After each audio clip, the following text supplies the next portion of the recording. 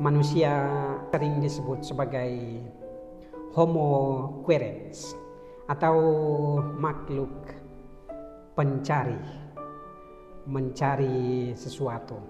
Karena pada kodratnya manusia selalu mencari sesuatu yang baru, mencari untuk tetap hidup, mencari pengalaman, mencari ilmu, dan mencari persahabatan baru dengan orang lain. Pada kesempatan ini kita kedatangan seorang mahasiswi dari Indonesia. Dari cerita singkat yang sempat dia bagikan, kayaknya orangnya itu adventure, memiliki jiwa petualang, memiliki jiwa untuk mencari hal-hal yang baru. Ada rasa saat mencari siapa dan dari mana dan sudah sejak kapan berada di Italia, khususnya di kota abadi Roma. Langsung saja kita menyapa tamu kita. Oke, selamat sore Pram. Selamat sore Romo. Terima kasih banyak atas kesediaannya untuk berbagi dengan kita, berbagi pengalaman, berbagi pemahaman, berbagi hidup semasa di sini selama beberapa bulan ini. Ada beberapa pertanyaan yang saya akan tanyakan ke Pram dan Pram akan bagikan dengan kita semua, dengan teman-teman atau saudara-saudara kita yang akan mendengarkan cerita dan pengalaman hidup Pram. Oh ya, Pram asalnya dari mana? Saya tinggal besar di Bekasi, di kota Bekasi. Untuk sekarang saya sedang studi di UGM, di Universitas Gadjah Mada di Yogyakarta, mengambil program studi antropologi budaya. Sudah sejak kapan tiba di Roma, di Italia lah? Di Roma itu saya sampai di sini awal September, jadi udah 3 bulanan. Oke. Di Roma. Dari UGM itu ambil apa ya untuk tiba di sini, untuk sampai di Roma? Program saya apa ya? Dan teman-teman saya 45 anak di Sapienza itu mengambil program ISMA, itu Indonesian International Student Mobility Awards atau program pertukaran mahasiswa Indonesia. Itu adalah program yang diselenggarakan oleh Kemendikbudristek sekarang.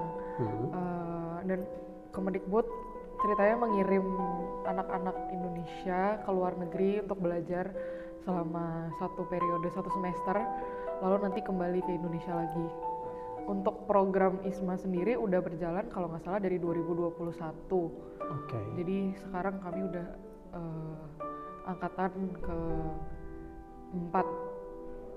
Program ISMA ini diperuntukkan bagi semua mahasiswa di seluruh Indonesia atau hanya untuk beberapa universitas di Indonesia? Jadi semua mahasiswa dari universitas yang terdaftar di Kemendikbud di Kemendikbud ya, itu bisa mendaftar. Jadi mau negeri, mau swasta, mau dari daerah-daerah manapun juga boleh masuk ikut mencoba ISMA. Dan sekarang udah ada program untuk S1 dan vokasi juga, jadi sarjana dan vokasi. Jadi nggak cuma untuk mahasiswa S1 juga, tapi mahasiswa D4 juga bisa ikut.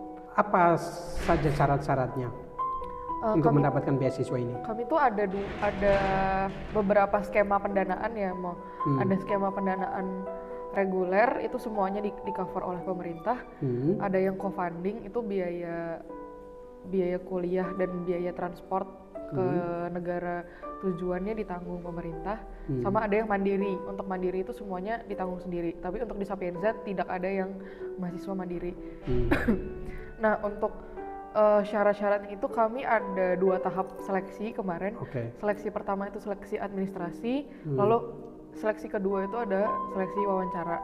Waktu administrasi itu kami ada cukup banyak surat-surat sih, rata-rata surat rekomendasi wakil rektor, lalu surat pernyataan kaprodi, surat pernyataan orang tua, surat pernyataan pribadi. Lalu kalau penerima beasiswa dari Kemendikbud juga harus punya surat pernyataan lagi, surat pernyataan untuk tidak menerima beasiswa lain selama penerimaan ISMA. Terus ada surat keterangan lainnya dari kampus. Terus juga ada dokumen-dokumen identitas kayak KTP, terus paspor kalau udah punya, terus KK yang udah dilegalisir terbaru, terus ada juga English Proficiency Test atau EPT, itu sertifikasi bahasa Inggris, ada TOEFL atau IELTS atau Duolingo English Test atau TOEIC. Itu bisa disesuaikan dengan host uni tujuannya ya, karena setiap host university, setiap negara tuh biasanya punya syarat yang berbeda-beda. Yang kemarin di sini tujuan ke Italia itu tes proficiency Englishnya berapa ya? Minimum kalau nggak salah saya cek dulu. Karena ada beberapa kualifikasi, jadi ada standar minimalnya ISMA, lalu ada standar minimalnya host university. Nah kalau standar minimalnya ISMA itu 100 untuk Duolingo English Test. Karena saya ngambil kemarin Duolingo English Test kan mau. Kalau nggak salah kurang lebih sama ya? Untuk di Italia dengan standarnya ISMA. Jadi mahasiswa atau mahasiswa yang menerima beasiswa ISMA itu merupakan mahasiswa-mahasiswa yang berprestasi, kalau bisa dibilang berprestasi pada kampus atau universitas di mana mahasiswa itu berasal ya. Iya, untuk minimal IP sendiri, IPK itu kami minimal 3 ya, Mo. Minimal. Dan ditambah dengan entah prestasi di dalam akademik atau di luar akademik, non akademik, terus juga keaktifan entah di kampus atau di luar kampus, itu semuanya bisa dimasukkan. Kan kami juga ada sebagai pengalamannya. Kami juga harus menulis esai kan, Mo. Ada sekitar 4 pertanyaan, terus juga nanti di tahap kedua kami ada wawancara, terus ada tes bebas narkoba juga. Terus kami juga mengisi form CV. Jadi memang kami di situ bisa memasukkan pengalaman-pengalaman kami, keterampilan-keterampilan kami yang kami miliki, portofolio yang kami miliki gitu, Mo. Jadi Pram tadi bilang ada 45 mahasiswa. Iya, di Sapienza. Di Sapienza dari Gajah Mada? Bukan, dari seluruh program ISMA ini. Dari semua program ISMA. Berarti dari beberapa universitas di Indonesia? Boleh apa? Cukup banyak sih, Mo. Saya nggak hafal semuanya, tapi ada yang dari UI, UGM, Undip, ITB, UPN Jogja, Udayana ada, terus Andalas, Samratulangi, Nusa Cendana, terus Universitas Mataram juga kalau nggak salah. Itu aja sih yang saya ingat. Selama berapa lama di sini nanti ya? Kami 6 bulan, jadi dari September sampai Februari. Sementara Pram ambil program apa di sini? Saya di sini ngambil 3 kelas itu dari klasik, satunya lagi dari Global Humanity. Apa perbedaan dari klasik dengan humanity? Kalau Global Humanity lebih ke studi-studi humanity yang lain sih, Mo. Kalau klasik kan lebih ke lebih tentang filsafat. Ya, lebih banyak interpretasi soal ilmu sosialnya. Kalau klasik so far ini lebih banyak fokus ke literaturnya. Klasik ya, literatur tata Romawi, bahasa, kosakata gitu-gitu. Selama di Roma sini, pengalaman menjadi mahasiswa Indonesia, apa saja pengalaman yang sudah didapatkan dan tantangannya apa saja? Mungkin kalau tantangan navigasi dengan ini ya, Mo, transportasi publik yang sering strike, yang sering mogok kerja. Itu kan kami kan mahasiswa yang nggak bisa segampang itu naik taksi ya, Mo, ya. Jadi kalau misalkan lagi strike itu kami harus mikir nih kapan harus berangkat ke kampus, kapan pulang dari kampus, di jam-jam kapan beroperasi lagi gitu kan. Terus mungkin waktu awal-awal ngurusin administrasinya ya, Mau administrasi soal permesso di soggiorno, izin tinggalnya, terus soal codice fiscale, itu juga untung kondisi fiskalnya kami sempat dibantu oleh kampus. Memang kampus menyediakan fasilitas itu di hari-hari awal. Tapi ada beberapa teman yang nggak bisa ngambil pelayanan itu dari kampus dan akhirnya harus email ke tempat lain atau harus datengin kantor untuk ngurusin kondisi fiskalnya. Terus kalau tantangan mungkin karena suhunya juga makin lama makin dingin ya Mo, dan perubahan cuacanya juga cukup ekstrim. Kadang sehari ini panas, besoknya bisa hujan lalu dingin. Kami juga banyak yang lagi musim sakit, teman-teman juga lagi pada sakit. Saya juga kemarin habis sakit juga.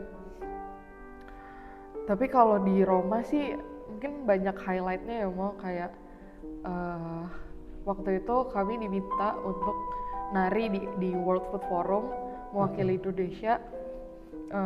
Kami nari Dayak berlima waktu itu, cuma ada saya sama teman saya satu lagi yang berdua, kami narinya 3 kali. Itu juga kami bertemu dengan banyak orang Indonesia lain, banyak delegasi Indonesia lain. Saya banyak kenalan dengan delegasi Indonesia yang sangat baik, sangat keren, sangat pengetahuannya sangat luas, sangat berwawasan. Mereka yang ada yang lagi studi S2, ada yang lagi studi S3, ada yang udah kerja. Mereka datang ke Roma untuk ikut World Food Forum. Ada yang seumuran sama saya juga, mereka juga menang lomba dengan hadiah yang oke banget. Terus bisa pulang ke Indonesia, gak cuma membawa hadiah tapi juga membawa kebanggaan, mengharumkan nama Indonesia jadi terkenal banget lah di World Food Forum kemarin. Itu banyak banget dari delegasi Indonesia yang benar-benar mengharumkan nama Indonesia di situ. Terus juga beberapa kali ada acara dari kedutaan yang kami juga diundang, yang Harmoni Indonesiane, yang waktu konser dari Indonesia itu, yang orkestra itu juga menyenangkan sekali bisa melihat aransemen lagu-lagu Indonesia dibawakan di Roma. Terus ternyata banyak orang yang belum tahu kalau misalkan Indonesia tuh sebenarnya juga udah modern gitu loh, bukan negara yang tertinggal banget. Dan banyak orang nggak tahu kalau di Indonesia juga banyak musisi-musisi klasik juga kan. Terus kami juga sempat diundang untuk ASEAN Day. Waktu itu saya sama salah satu teman saya diminta untuk menjadi model. Kami jadi model untuk Malaysia. Terus bisa ketemu dengan banyak orang dari saudara-saudara di Asia Tenggara, ASEAN. Terus ngelihat baju-baju Asia Tenggara yang bagus-bagus, cakep-cakep, mau cantik-cantik. Terus apa ya, cukup banyak sih mau kalau di list tuh. Terus yang paling baru kemarin ya mau kita di kedutaan besar Indonesia untuk Vatikan bisa ngelihat apa ya, penampilan musisi-musisi Indonesia, interfaith voice dari Ki Ajeng Ganjur yang pertontonkan ada mau menyanyi di hadapan 20 duta besar, di hadapan 20 duta besar. Bagaimana dengan budaya di sini, dengan orang-orangnya? Apakah pernah bertemu, ada pengalaman bertemu dan bertukar pikir dengan orang-orang di Eropa, khususnya di orang Italia? Kalau teman Italia saya ada sih beberapa. Ada yang ketemu online, terus ketemu di sini, terus ada yang emang ketemunya di sini gitu. Banyak sih cerita-cerita soal kehidupan mereka di kota mereka masing-masing. Terus soal kehidupan kampusnya mereka juga, gimana itu cukup bertolak belakang dengan kehidupan di Indonesia gitu ya, dengan kehidupan mahasiswa di Indonesia. Kayak kalau di Indonesia kan presensi itu wajib ya mau, biasanya ada 70% atau 75% minimal kehadiran. Kalau di sini kan nggak ada, attendance is not mandatory gitu kan, jadi kita bisa nyesuaiin dengan belajar sendiri, dengan datang ke kampus gitu kan. Terus ada tutoring juga kalau di sini. Kalau di Indonesia kan tergantung prodi banget ya mau, mungkin di prodi saya nggak ada tutoring, tapi mungkin di teman-teman yang saintek gitu mungkin ada. Terus kayak fasilitas-fasilitas di kampus nih, kami pernah compare nih, kalau di Indonesia gimana kalau di Italia gimana, terus kayak dengan relasi dengan dosen, relasi dengan teman-teman satu kampus gitu-gitu, perpolitikan di kampus juga, karena kebetulan saya dulu waktu di UGM tahun 2023 itu saya bagian dari badan eksekutif mahasiswa kampus, jadi cukup banyak diskusi soal perpolitikan kampus juga. Terus saya sempat ketemu kayak perempuan seumuran saya gitu cewek seumuran saya waktu saya sempat solo traveling ke Firenze, ke Florence. Terus banyak cerita-cerita juga soal pengalaman spiritual kami gitu kan selama kami di Italia gitu-gitu, relasi kami dengan agama dan kepercayaan gitu-gitu. Terus kami juga banyak sharing soal budaya di negara masing-masing, karena dia dari Latvia, saya dari Indonesia. Terus kami banyak cerita-cerita gitu loh. Oh ya, tadi bicara tentang sistem pendidikan antara dua negara ini, Indonesia dengan Italia. Sejauh ini, sejauh pengamatan dan pengalaman beberapa bulan belajar di Sapienza, Universitas Sapienza, apakah ada perbedaan antara sistem pendidikan dan sistem pembelajaran di Italia dengan di Indonesia? Kalau di sini kelasnya diadakan 2 kali seminggu, Bang. Kalau di UGM kelas saya di antropologi itu 1 kali seminggu. Terus maksudnya apa ini? 2 kali dalam seminggu udah 1 kali? Itu intensitas kelasnya. Oke. Jadi satu mata kuliah diadakan 2 kali seminggu. Oke. Sementara kalau di Indonesia saya satu mata kuliah ya 1 kali seminggu. Kecuali memang ada kesepakatan dengan dosen gitu, mungkin ada mengganti kelas yang waktu itu kosong atau gimana, itu biasanya ya 1 kali seminggu. Terus kami kelas mulai dari Agustus. Jadi Agustus mulai, akhir November atau awal Desember itu kami udah UAS. Pertengahan Desember sebelum Natal itu kami udah libur. Jadi kami Natal itu beneran udah bebas. Gak ada pikiran, Indonesia? Ya itu di Indonesia. Kami bebas, gak ada pikiran ujian atau sama sekali. Kalau di sini kan baru mulai Oktober kemarin. Kami bulan September itu kami kuliah bahasa. Oktober baru mulai sampai Desember pertengahan. Ujiannya baru di Januari sampai Februari. Jadi nanti kami masih agak sedikit terbeban dengan pikiran mau ujian di Januari sama Februari ya. Dan setelah masa liburan. Ya setelah masa liburan. Kalau di Indonesia Februari udah mulai kuliah semester genap, di sini Februari masih ujian. Itu yang cukup beda ya timelinenya. Kalau universitas negeri kan rata-rata ngikut timeline sekolah ya, mau sekolah menengah gitu kan, rata-rata Desember udah selesai, Februari mulai kuliah lagi gitu. Kami dapat libur 1 bulan. Apakah ada perbedaan antara hubungan antara mahasiswa dengan dosen di Indonesia dengan di sini? Kebetulan saya di Indonesia itu prodi saya tuh cukup unik karena prodi antropologi itu egaliter istilahnya. Kami manggil dosen itu dengan Mas atau Mbak. Jadi ada salah satu dosen saya, beliau profesor, tapi kami tetap manggilnya dengan Mas. Meskipun udah berkeluarga? Sudah, walaupun usianya jauh di atas kami tetap panggil Mas dan Mbak. Jadi itu kami, cuma saya berbicara untuk prodi saya aja ya. Kalau simply because of this egaliter. Iya.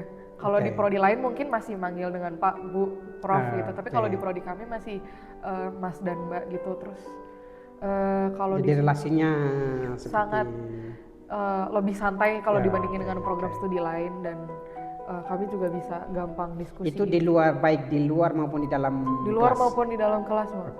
Jadi memang ada beberapa dosen yang kami panggil Prof dan Pak atau Bu, tapi itu cuma sebagian kecil doang. Sisanya kami manggil dengan Mas atau Mbak. Bahkan dengan senior-senior kami yang jauh sekalipun, itu kami juga manggilnya Mas atau Mbak. Karena memang ya hubungannya kayak keluarga. Bahkan himpunan kami istilahnya keluarga mahasiswa antropologi. Jadi memang kayak kekeluargaan banget gitu loh. Kalau di sini saya ngelihatnya lebih santai juga sih, lebih kayak nggak kayak di Indonesia yang mungkin lebih kaku ya antara hubungan mahasiswa dengan dosen. Jadi saya nggak terlalu kaget dengan di sini kita bisa bisa komunikasi langsung dengan dosen, bisa diskusi, bisa minta waktunya untuk konsultasi soal kesulitan gitu-gitu. Cukup santai sih mah. 2 minggu lalu Pram bersama 2 teman lainnya, si Morgan dengan Phoebe, sempat mengikuti dalam bahasa Italia itu Giornata Mondiale Diocesana. In English it would be World Youth Day of Diocesan for the Diocese of Rome. Dan pada tanggal 23 malam itu kalian sepanjang malam kalian pergi ke salah satu tempat, Santuario della Madonna del Divino Amore. Boleh ceritakan pengalamannya selama di sana, apa saja kegiatannya dan pengalaman apa yang didapatkan selama di sana. Setelah itu baru mau ceritakan tentang pengalaman misa dengan Bapak Paus ya. Jadi kami kan berangkat ke sana, terus sampai sana kami makan dulu kan mau, terus habis itu kumpul di aula, terus ada sesi nyanyi dan nari-nari itu cukup lama, kalau nggak salah 4 jam. Dan ya kami ikut nari dan ikut nyanyi di bagian-bagian yang kami tahu aja, karena kebanyakan lagu-lagu Italia kan mau, jadi kami nggak terlalu paham. Terus setelah selesai sesi riang gembiranya, sesi senang-senangnya, kami ada semacam napak tilas gitu mengelilingi area retretnya, area santuari. Terus diceritain juga sama Pater Gabriele, ditranslate ke bahasa Inggris soal ada gereja untuk Maria yang pertama ya kalau nggak salah, yang tertua di Roma. Terus itu sama kami juga ikut ibadahnya gitu-gitu, bawa lilin. Cukup kedinginan sih waktu itu. Lebih ke mungkin kayak kurang persiapan di bagian sepatunya ya. Terus habis itu kami masuk ke dalam, terus ada semacam mungkin sharing session di situ. Cuma karena kami nggak paham bahasa Italia dan mungkin udah capek juga ya, jadi akhirnya banyak yang tidur, kayak rata-rata separuh udah tidur. Terus habis itu setelah itu kami sarapan terus kami perjalanan ke Vatikan. Nah di Vatikan itu kami sempat kepisah sebentar dari rombongan karena kami kan minta tiketnya itu kan ya mau. Dan waktu itu diusher sama security Vatikan untuk masuk ke barisan yang memang ada tiketnya. Padahal harusnya kami kan masuk rombongan yang lainnya. Terus dicariin lah sama Luca. Terus sama Luca dibilang, oh kita punya tempat khusus di sana yang lebih dekat sama Paus. Terus kami di situ senang banget karena beneran bisa duduk sedekat itu sama Paus gitu kan. Terus soalnya saya kan juga rencananya waktu itu mau ikut misa Paus yang waktu ke Indonesia kan mau. Cuma misa Pausnya itu diadakan setelah saya berangkat ke Roma. Jadi H-1 banget Paus itu ke misa di Indonesia, saya udah berangkat ke Roma. Jadi saya nggak sempat ikut misa dengan Paus itu, tapi terus dapat kesempatan untuk misa sama Paus ini, terus sedekat itu lagi. Kalau di itu kan di stadion ya, kalau di Indonesia rame-rame gitu, lumayan jauh kan. Saya bisa sedekat itu, bisa di sebelah kanannya Paus, bisa ngelihat. Terus pengalaman apa yang didapatkan? Ada waktu itu misanya beberapa bahasa kalau nggak salah, ada ada Perancis, Spanyol, Portugis, sama ada Korea juga kalau nggak salah. Ada kedutaan Korea juga ada acara di situ kan bersamaan dengan misa Paus itu. Waktu itu juga istilahnya yang di tengah Basilika San Pietro, yang di tengah itu apa itu? Deket altar utama. Ya sementara direnovasi waktu itu. Iya waktu itu beberapa kali saya ke Basilika itu kan lagi direnovasi. Nah pas lagi dibuka dan sedekat itu gitu, lagi misa ngeliatin romo-romo yang lagi mimpin misa, terus ada Paus juga. Itu sangat benar-benar pengalaman yang nggak semua orang bisa ngalamin lah gitu kan. Saya bersyukur banget dikasih kesempatan bisa ikut itu. Terus itu kemarin pengalaman pertama ya? Pengalaman pertama banget bisa sama Paus. Kalau bisa di Basilikanya udah beberapa kali, tapi kalau sama Pausnya baru pertama kali. Oke. Oh, kapan selesainya di sini nanti studinya? Kami akhir Februari udah pulang ke Indonesia, Berarti setelah selesai ujian itu ya? Setelah selesai ujian. Apa saja yang akan Pram bawa pulang? Pengalaman atau pengetahuan apa saja yang akan bawa pulang ke Indonesia, dan kiat-kiat apa akan Pram bagikan bersama teman-teman di sana nanti setelah tiba di Indonesia, di kampus atau dengan para pemuda di mana saja? Mungkin soal navigasi dengan dokumen-dokumennya ya, Mo. Karena waktu awal-awal itu cukup stressful. Beberapa kali saya ditolak waktu di Poste Italiane waktu mau mengajukan permesso di soggiorno karena saya nggak bisa bahasa Italia, dan beberapa juga marah-marah gitu kan, menjawab dengan marah-marah. Jadi itu juga cukup stressful untuk saya. Saya hampir 1 minggu lebih itu ngurusin permesso di soggiorno doang, dan memang harus butuh kesabaran yang tinggi karena cukup bertolak belakang ya, Mau. Di Indonesia, kalau di Indonesia kita kan biasanya daftar dulu online, kita bisa tahu di situ kita dapat antrian atau enggak. Kalau nggak dapat antrian ya kita tinggal ganti jadwalnya gitu kan. Kalau di sini kan nggak ada antrian online kayak gitu, kita harus datang langsung ke tempat. Kadang udah ngantri 1 jam 2 jam cuma untuk kayak ditolak, nggak bisa, resipnya nggak bisa dicetak atau apa, orangnya nggak bisa ngelayanin pakai bahasa Inggris gitu, mereka nggak mau ngelayanin kalau nggak pakai bahasa Italia gitu. Itu sih yang harus kayak, kalau di Italia harus penuh dengan kesabaran menghadapi administrasi, juga dengan public transportation yang kadang suka tiba-tiba nggak ada jadwalnya, udah sesuai jadwal tapi datangnya telat atau malah lebih awal gitu kan. Harus jauh lebih siap lah daripada di Indonesia yang ternyata lebih tepat waktu ya. Saya juga nggak expect kalau ternyata di Indonesia lebih tepat waktu daripada di sini. Terus mungkin persiapan bahasa ya, Mau. Karena di sini kan saya awalnya juga cuma persiapan bahasa juga cuma ya yang basic aja. Ternyata yang basic tuh gak cukup kalau mau tinggal di sini. Kalau untuk turis mungkin cukup kalau cuma 1 minggu 2 minggu, tapi kalau kami udah beberapa bulan tinggal di sini agak susah ya, Mau. Apalagi kadang ada orang-orang yang kalau pakai bahasa Inggris tuh langsung menolak gitu loh, Mau. Langsung kayak jadi tidak kurang ramah lah.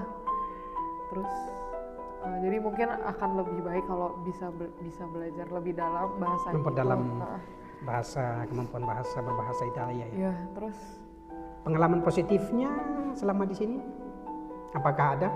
Ada, Mau. Waktu itu saya salah naik kereta kalau nggak salah waktu itu mau ada urusan di luar ring Roma.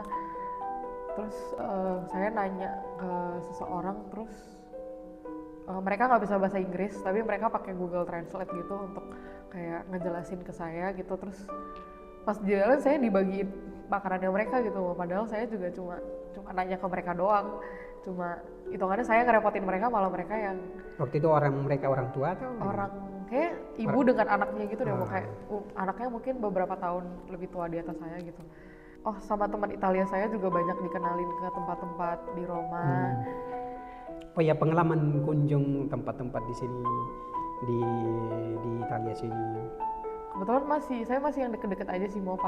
Yang paling jauh mungkin ke Dolomit kemarin sama teman-teman. Itu dingin banget sih, Mau. Itu karena di Alpen kan, pegunungan Alpen. Ya.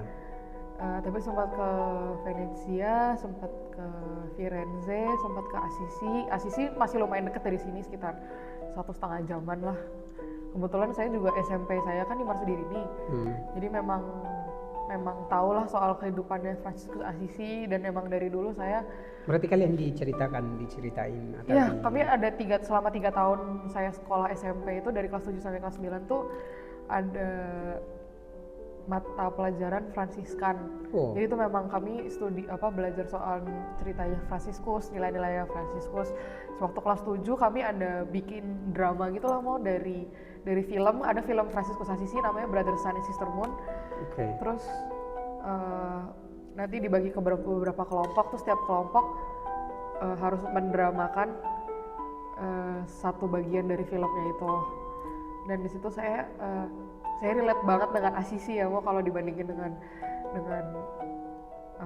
santo-santa lainnya, karena Fransiskus Assisi kan ceritanya dia pendosa yang bertobat ya, Mau. Mungkin kalau dengar cerita santo-santa lain dari era-era Fransiskus gitu, mungkin kebanyakan dengerin oh mereka dari keluarga bangsawan yang hidupnya nyaman dari kecil, terus mereka dari kecil emang sudah bertakwa pada Tuhan gitu kan, hidupnya lurus-lurus aja, terus jadi santo-santa. Kalau Fransiskus Assisi dia banyak melewati berbagai tantangan dalam hidup, dia sakit, dapat wahyu, terus bangun gereja, bangun ordenya sendiri, mau keluar dari Italia dia, mau keluar dari Eropa dia sakit terus gitu-gitu kan, terus dinamikanya dengan teman-temannya, dengan companionnya itu menurut saya apa ya, sangat manusiawi gitu. Jadi lebih gampang untuk bagi saya untuk relate dengan kisahnya Fransiskus dibanding dengan kisah santo-santa lainnya. Jadi waktu saya ke Assisi tuh bisa ngeliat makamnya, merecall semua bisa pelajaran yang sudah didapat ya waktu ke SMP. Assisi. Tuh bener-bener apa ya, waktu itu kan saya memang ke Assisi ternyata pengen retret sendiri, solo retret gitu kan, jadi emang bisa ngelihat. Waktu itu pergi sendirian atau sendiri solo? Waktu itu solo trip. Bisa sempat ikut misa juga di Basilika Santa Maria degli Angeli-nya. Ternyata misa tahbisan. Oh iya? Ya, saya cukup kaget karena waktu itu bacaannya beda kan, saya buka bacaannya, loh kok ini beda. Terus waktu itu ada banyak banget romo-romo gitu kan, saya mikirnya, saya sempat fotoin ke teman gitu, terus teman bilang oh mungkin itu penutupan bulan Maria karena tanggal 31 Oktober kan. Oh iya itu publikasinya penutupan bulan Maria. Begitu dia bilang, saya juga mikir oh iya ini penutupan bulan Maria, ternyata bisa penghabisan karena ada beberapa uskup juga kan di situ. Terus saya kaget kok ini uskupnya banyak banget. Terus pas lihat bacaan, loh kok ini bacaannya beda. Terus ternyata harusnya kan bacaan harian kan tapi kok bacaannya beda, ini kok 3 bacaan, kalau harian kan cuma 2 kan terus ternyata tahbisan. Itu juga apa ya, pengalaman iman ya, beneran pengalaman spiritual yang saya nggak expect. Terus hotel yang saya pesan juga ternyata sebelah Basilika persis. Terus ketemu banyak orang juga selama perjalanan saya dari ke Assisi, Firenze, Pisa itu, ketemu teman Isma yang lain juga di Pisa. Terus di Florence ketemu dengan teman dari Latvia tadi itu. Terus mampir ke beberapa basilika, ke beberapa gereja di tempat-tempat yang Pram singgah itu. Dan kebetulan waktu saya di Firenze itu kan, saya kan lagi nginepnya di hostel gitu, ternyata hostelnya itu adalah bekas biara. Dan di depan gereja, di depan hostelnya itu ada gereja tentu saja. Terus di gerejanya itu ternyata ada patung Mater Dolores, Madre Dolorosa. Mater Dolorosa, Our Lady of Sorrow. Dan kebetulan saya senang banget sama Our Lady of Sorrow, dan itu ada benar-benar ada patung. Kenapa ada Bunda Maria, ada pengalaman atau bagaimana? Mungkin karena beliau berduka terus ya, bukan itu. Dan menurut saya itu adalah aspek yang apa ya, saya relate gitu, kedukaan. Kalau misalkan selama ini kan kalau dengar Maria ngomongnya selalu kebahagiaannya Maria, terus kesabarannya Maria, tapi saya lebih fokus ke kedukaannya Maria yang ditinggal oleh putranya, yang melihat kematian anaknya. Terus di situ benar ada patung Bunda Maria dengan yang hatinya ditusuk tujuh pedang itu dan itu situ kayak wah kok kebetulan banget gitu kan, udah di depan hostelnya ada gereja, terus di gerejanya juga ada patung itu gitu kan. Saya juga sempat ikut misanya di situ. Terus sayangnya waktu ke Pisa saya nggak sempat ke katedralnya, cuma lewat doang tapi nggak masuk ke dalam katedral. Tapi selama di Florence, selama di Assisi itu saya banyak banget ke banyak basilika, ke banyak gereja. Saya mau sampaikan sesuatu tentang mahasiswa, baik mahasiswa penerima beasiswa seperti Pram maupun mahasiswa penerima beasiswa di program-program lain. Apa yang Pram mau katakan sebagai pesan dan kesan ambil kesempatan sebanyak-banyaknya. Selama di Roma ini kan saya dapat banyak banget ajakan untuk ikut acara ya Mo. Dan ya saya ambil kesempatan itu untuk ketemu dengan banyak orang, banyak bisa bertukar pikiran dengan banyak orang, mengalami banyak hal-hal baru, mencoba hal-hal baru, terus bisa kenal dengan banyak orang itu adalah suatu berkah. Beneran bisa dapat ilmu-ilmu yang baru, sudut pandang yang baru, hal-hal yang selama ini nggak pernah kepikiran di saya tuh juga saya jadi oh iya bisa tahu gitu karena banyak ngobrol dengan mereka. Terus siapa tahu bisa mendapatkan teman atau mentor yang baik juga. Kemarin waktu di WFF itu saya ketemu dengan banyak banget kakak-kakak yang oke, keren-keren. Terus saya masih kontakkan intens dengan beberapa, terus mereka juga sering berbagi cerita soal pengalaman mereka dapat beasiswa, pengalaman mereka kuliah di luar negeri, bisa diajakin ngobrol soal apapun gitu. Kadang kesempatan itu datang tapi kadang kita ngelewatinnya gitu. Dan di sini saya beneran ngerasa ikutilah selama masih di sini kan, selama masih muda, selama masih ada kesempatan, selama masih ada waktu, ikutlah karena kita nggak tahu mau beneran itu dari pengalaman-pengalaman kecil itu bisa membawa kemana gitu kan. Kan saya juga ketemu Romo waktu itu cuma karena diajakin ibu kos saya untuk mau ikut nggak ada tahbisan Diakon Indonesia. Terus habis itu jadi saya jadi ketemu dengan banyak banget Romo-Romo Indonesia, frater-frater Indonesia, suster-suster Indonesia. Selama di Indonesia pernah bertemu dengan Romo-Romo kaum religius atau? Kebetulan cukup sering sih Mo, karena orang tua saya kan juga Katolik, jadi sering dibawa retret, sering kemana-mana. Saya sama kakak saya juga sekolahnya di sekolah Katolik kan Mo, jadi kalau sama kaum religius dekat lah Mo. Cuma di sini kan waktu itu nggak kepikiran gitu ya Mo bisa dekat dengan Romo-Romo gitu, terus dikenalin, terus akhirnya bisa banyak cerita, bisa dikasih dibukakan banyak kesempatan. Waktu itu kalau nggak kenal Romo juga nggak bisa ikut misa yang ke Paus kan, bisa bersama Paus. Itu suatu hal yang nggak akan saya lewatkan sih sebagai mahasiswa. Makanya selama masih muda, masih ada tenaga, masih ada waktu, sempatkanlah ikut kegiatan-kegiatan itu karena kita beneran nggak tahu itu bakal membukakan pintu kemana. Terima kasih banyak Pram atas sharingnya, atas pengalaman dan ceritanya, atas kesediaannya. Semoga proses belajarnya di Sapienza terus berjalan lancar dan pada akhirnya bisa kembali ke Indonesia untuk melanjutkan studi. Sebagai perantau di negeri orang, ada banyak liku-likunya, ada banyak ceritanya. Ada yang memiliki pengalaman baik, ada pun yang memiliki pengalaman yang kurang baik. Ada yang harus berjuang dan ada yang hidupnya mengalir. Dari cerita singkat Pram, ya ada beberapa pengalaman menarik, ada kesempatan berahmat, ada pengalaman spiritual, ada pengalaman iman, ada pengalaman perjumpaan dengan orang-orang, ada perjumpaan dengan orang baru, dengan wajah-wajah baru, ada pelajaran yang didapatkan, ada pun tantangan yang Pram harus alami dan akhirnya melewati.